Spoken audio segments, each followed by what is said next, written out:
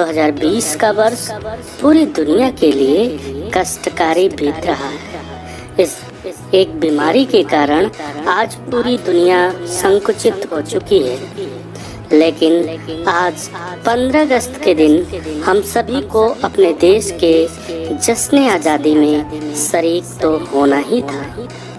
उन वीरों को श्रद्धा सुमन अर्पित करना है जिन्होंने हम सबको आज इस स्वतंत्र भारत में रहने का अधिकार दिलवाया।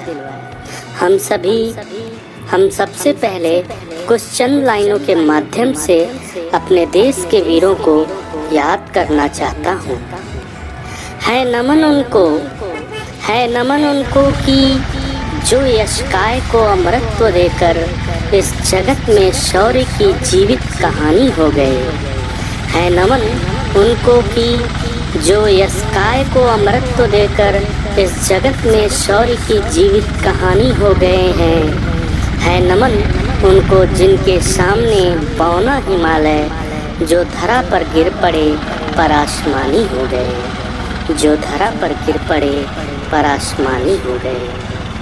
हमारा देश 15 अगस्त 1947 में अंग्रेज़ों की गुलामी से स्वतंत्र तो हो चुका है, लेकिन पिछले 2-3 महीने से भारत और चीन सीमा LAC पर काफ़ी तनातनी चल रही है। जैसा कि हम सभी जानते हैं कि चीन कई बार LAC का अतिक्रमण करके भारतीय इलाके में कब्जा करने की नापाक कोशिश कर चुका है। 15 जून को लद्दाख की गलवान घाटी में हिंसक झड़प हुई, जिसमें हमारे 20 सैनिक शहीद हुए। लेकिन जिस प्रकार भारतीय सैनिकों ने अपना पराक्रम दिखाया, उसे देखकर चीन भी थर्रा गया। चीन के 40 से अधिक सैनिकों की गर्दन तोड़कर गलवान घाटी में फेंक दिया भारतीय सैनिकों ने। इसीलिए तो कहते हैं, इस मुल्क की सरहद को कोई छू नहीं सकता। इस मुल्क की सरहद की निगहबान है आँखें।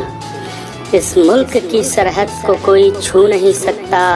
इस मुल्क की सरहद की निगहबान है आँखें। दुनिया ने माना कि भारतीय शेरों से पार पाना चाइनीजों के बस की बात नहीं। चीन को सबक सिखाने में हमारे देश की जनता और सरकार ने भी बढ़ चढ़कर अपना योगदान दिया। देश की जनता ने चीन को सबक सिखाने के लिए चीन के बने सामानों का बहिष्कार करना शुरू किया और सरकार ने भी 59 चाइनीज ऐप्स का प्रतिबंध लगाकर चीन का घमंड चकनाचूर कर दिया।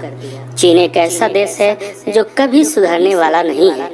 इसलिए हम सभी भारतीय आज इस जश्न आज़ादी के पर्व पर प्रण लें कि जब भी हम कोई भी नया सामान खरीदें तो वो चीन का न बना हो। हम त्योहारों पर ऐसे सामान खरीदें जो हमारे देश में बने हों, चाहे वह मिट्टी का बना हो या गरीबों द्वारा बनाया गया सजावट का क्राफ्ट का सामान। अब मैं देश की रक्षा करते हुए गलवान घाटी में शहीद हुए भारत के 20 वीर सपूतों को नमन करता हूँ और उनके लिए 2 शब्द कहना चाहता हूँ। लड़े वो वीर जवानों की तरह, लड़े वो वीर जवानों की तरह, ठंडा खून फौलाद हुआ।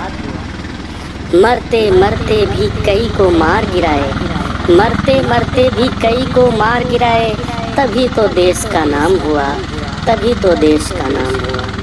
और अंत में बस यही कहना चाहता हूँ कि 1947 में हम लोग अंग्रेज़ों से ज़रूर आज़ाद हो गए, लेकिन चीन हमें धीरे धीरे गुलाम बना रहा था। लेकिन अब हम जाग चुके हैं। हमें दिखा देना है कि भारत झूला भी झुलाता है और गलत करने पर गर्दन भी तोड़ता है। इसी के साथ मैं अपने वाणी को विराम देता हूँ। जय हिंद, जय भारत।